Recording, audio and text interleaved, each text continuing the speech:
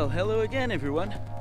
This is Fred again, showing you more things to do in and around Lisbon. And today we've come back to Sintra, and now that I have my full vlog setup complete and with much higher quality, I will now show you what is, to me, the most important and incredible place that we have here in Sintra, which is known as the Palace of Pena. You might see it right there at the top. I don't know, it must show very, very small in the picture there, but you're gonna see it up close later on when we go to the top. And today I'm gonna give you all my little tips and tricks on how to do it without having to wait in any big lines of people or anything like that. So how to do the Pena Palace properly is the theme of the video for today. So let's get cracking. Okay, and so chances are, if you are coming to visit Sintra, you're probably going to stay in Lisbon, which, I mean, it's something most people do.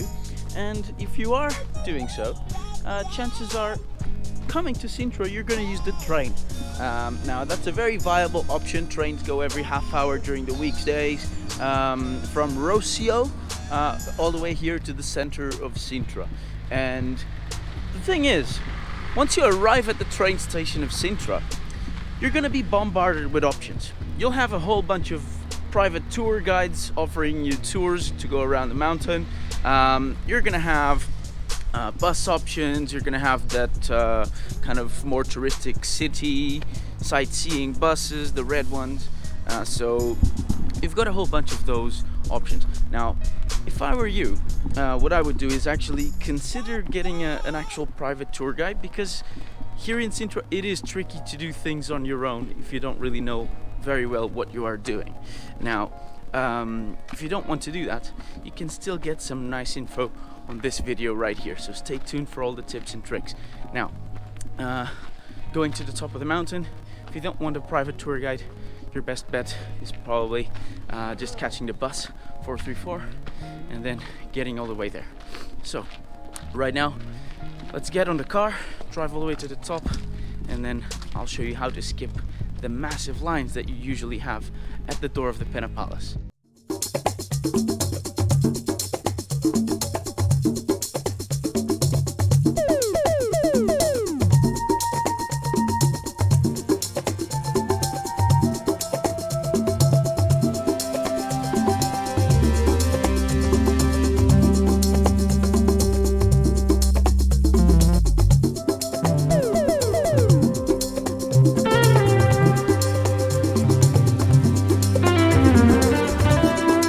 Okay guys, and we've just made it now to the top of the mountain. We are just near the entrance of the lakes. This is like a secondary entrance for the Pena Palace, and it's much lower down. I don't know if you can see the palace just between the trees in the background just there, but yeah, well, because I'm doing this on my own today, this is where I'll leave my car, and then I'll grab a ride to the main entrance with one of my colleagues from the tuk-tuks, and then they'll drop us off at the top, at the main entrance.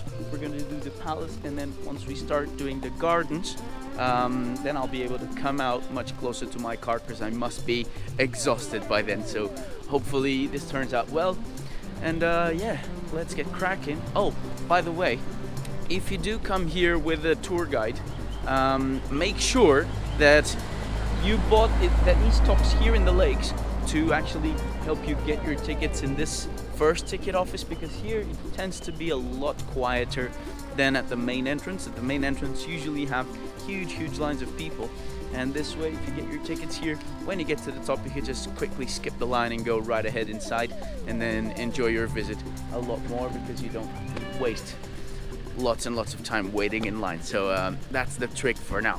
Now let's get our ride to the top.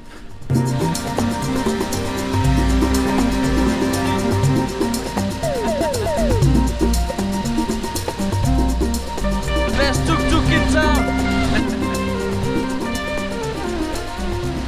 And now we've just been dropped off here at the main entrance. You can see the gates, the lines. This time of the year, we are in January, so lines are never quite as huge as they are like in the summer. In the summer, I've seen this line go up all the way to the back there, it gets insanely crazy. Some days of the year it has over 10,000 people a day, so it is crazy. So today it's pretty quiet, it's great for filming, the sun is out. I just need my little tour guide ID thing to make sure we don't need to pay to get in. And now let's go in and start exploring. Okay, now here is a map of the whole thing. This is all that you get access once you get your tickets. And here it is. So, I hope you can see this properly. But basically what we've done so far is we've driven up this road, the twisty one. Then we went around here and we've parked the car here next to the lake's entrance. Now, Richard brought us by tuk-tuk all this way here to the main entrance. We just went inside, now we're sitting down here close to the entrance. And the plan for today is walking up to the palace itself. We're gonna see that on the inside and the terraces. And then next week's video, this will be a two-part series. I just figured it out because it's so much that I have to film today. But it will be focusing more around the gardens and with two specific highlights, which will be the high cross here at which is the highest point of the entire mountain officially with 529 meters, and then the chalet of the countess here at the end of the gardens, which for me is one of the most hidden gems here in the garden of the Pena Palace. Very few people actually walk all the way to the chalet, but I'll prove to you that it is definitely worth it.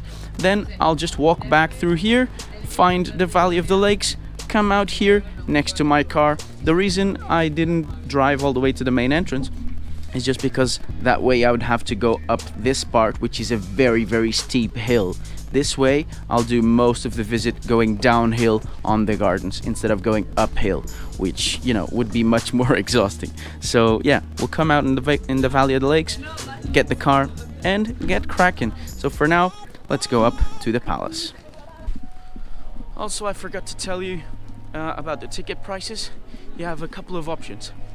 There's the 14 euro ticket, which most people buy. That'll give you access to absolutely everything. So that's the interior of the palace, the terraces and the whole gardens, plus that chalet as well. But for quite a few people, I think it's actually worth it more to go for the cheaper option called the ticket of the park. And that's a bit misleading because when people hear park, a lot of the times they think, oh, I'll only get access to the gardens. And you want to see the palace, that's what you come here for. But actually that ticket will still give you access to the terraces on the top, where you get all the cool pictures, all the nice views. So consider that when you come here.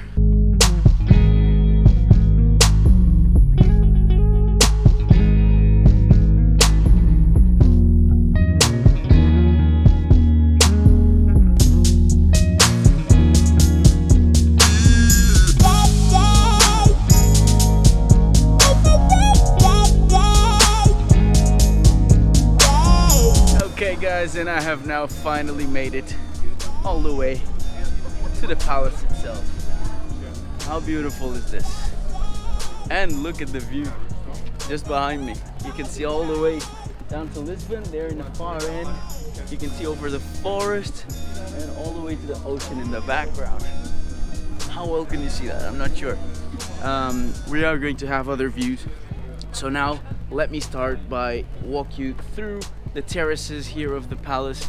I'll do a bit of B-roll and then I'll find some sort of a cool place to tell you a little bit about the actual history here of the Palace of Pena.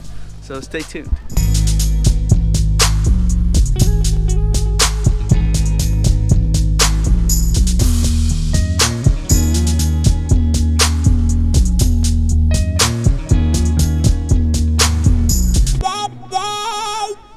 Time for some history. I found a very cool spot to tell you a lot about this. So basically, the palace that you're seeing today, it's been built during the mid 19th century by a king called Ferdinand II, who he was actually originally from Austria, but he actually got married to the Queen of Portugal, Maria II, in that time. And so when he built it, he actually purchased the ruins of what was here before the palace. And what was that?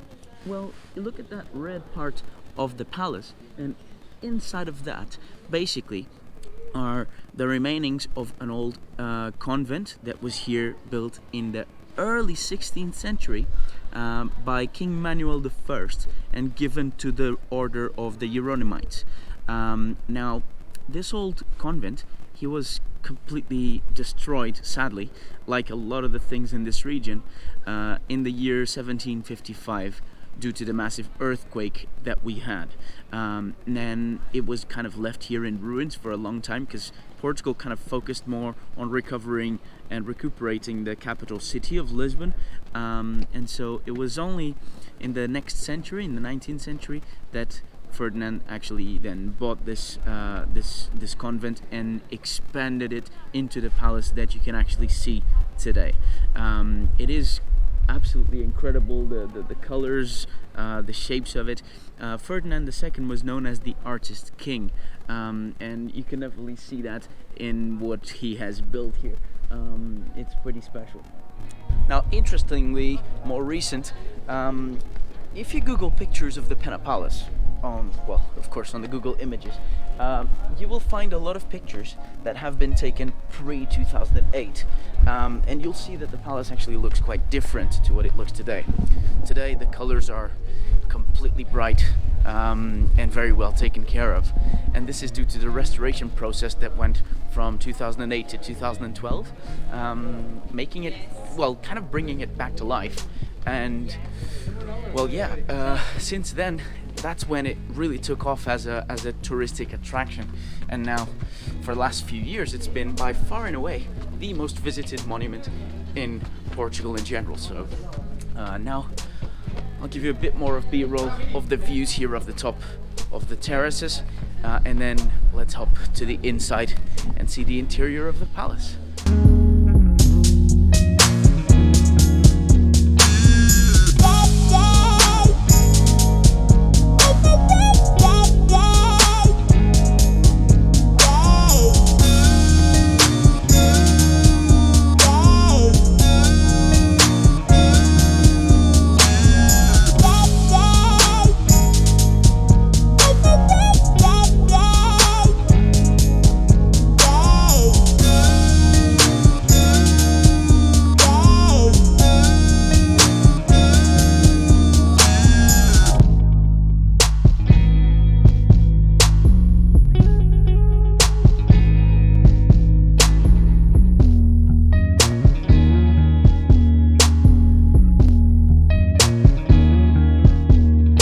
So as you saw there, I couldn't really film inside of the palace. It's not allowed. Not filming, no pictures, no nothing. So I just held on to the camera right here, and you know, whatever I got, I got. Now, next up, we still have the whole gardens to do. We want to go to the High Cross and the Chalet of the Countess. Now, because this video is already very long, that'll be on part 2. So stay tuned for next week's video and check that part out, because it's a part of the visit that you should definitely do. And I would say about 90% of the people that actually come here, they never do it. So I'll show you how to do it properly in next week's video. So stay tuned, see you next week. And of course, if you want to do me a big favor, don't forget to hit that big like button on the video here below, and subscribe to the channel. I'm trying to get at least 1 subscriber a day from now on this year, and hopefully that will bring me to the 1,000 that I want to get over the year. I will need more than 1 a day if I want to do that, but maybe we'll get there. We never know, these things are exponential. So wish me luck and help me for sure. See you about next week.